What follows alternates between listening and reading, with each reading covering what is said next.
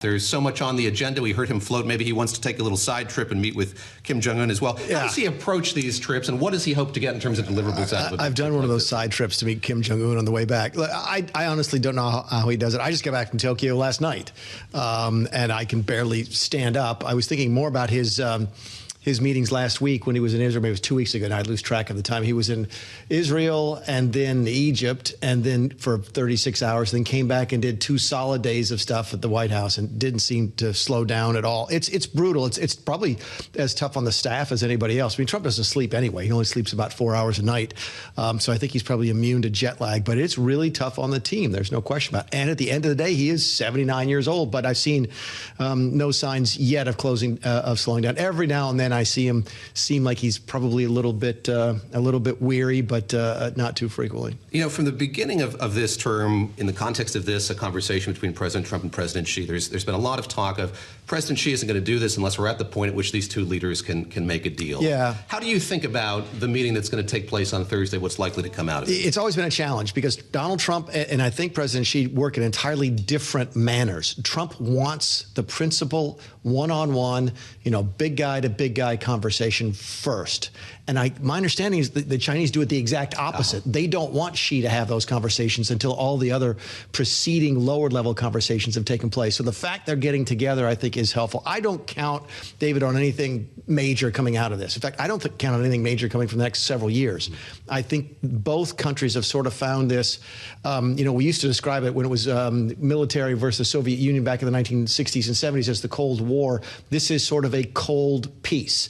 I don't think you're going to see everything sort of get back to warm and fuzzy. I don't think you're going to see a full-blown trade war. I think you see sort of choppy negotiations on and off, bits and pieces here and there for the next several years. I do expect some sort of announcement coming out of this.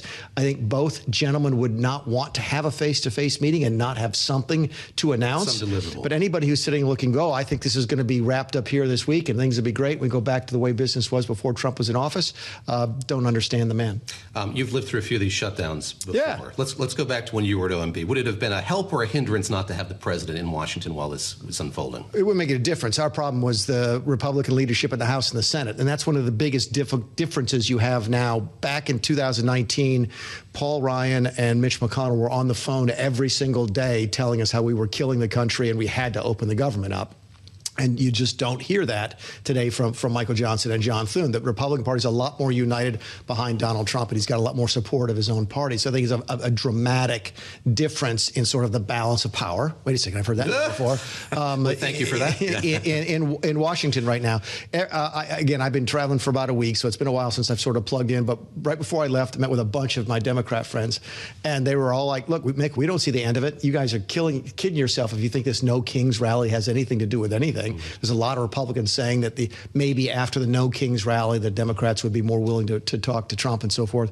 But they don't see it. Honestly, I think if I had to bet, and I've been wrong now, as has everybody from the very beginning on this, I think the Senate Republicans are going to start looking more and more at changing the filibuster rules because that might be the only way to fund the government at this point.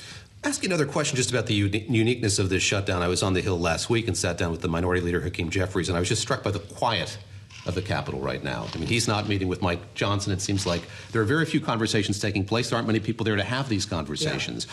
What do you make of that, and what does that say about the state of our politics? It should really frighten the Congress. This is one of the things, David, I really don't understand. Fundamentally, I thought Chuck Schumer was right. I don't say that very often. But back in March, I think what he was taking the position was, look, if the Democrats don't support the funding bill, then the government was shut down, and Donald Trump's power will go up exponentially.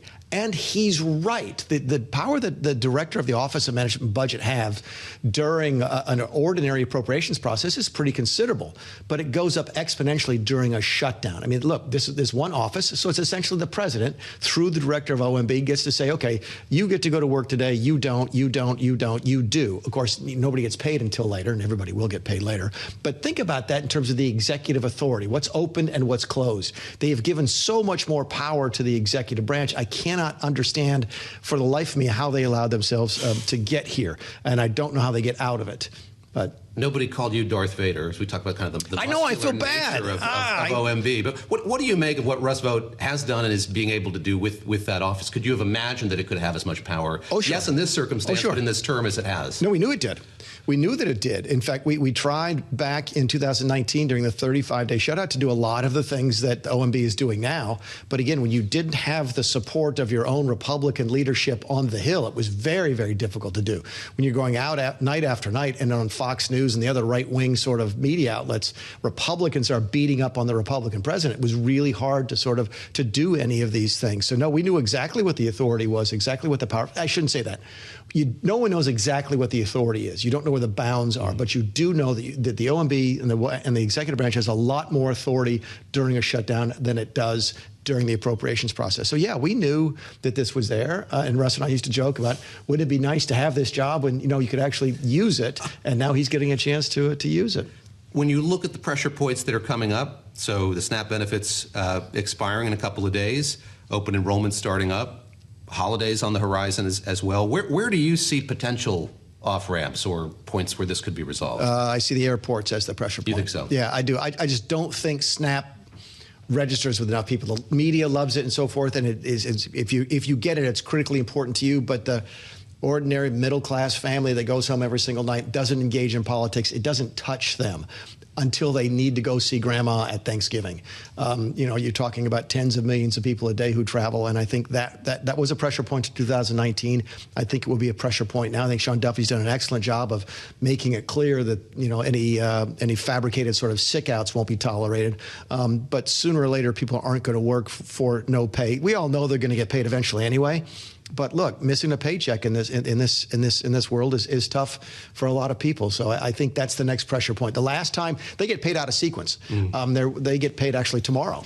They got paid 2 weeks ago, and in that paycheck, they got paid for the last week in September. So they actually did get paid some in October for September.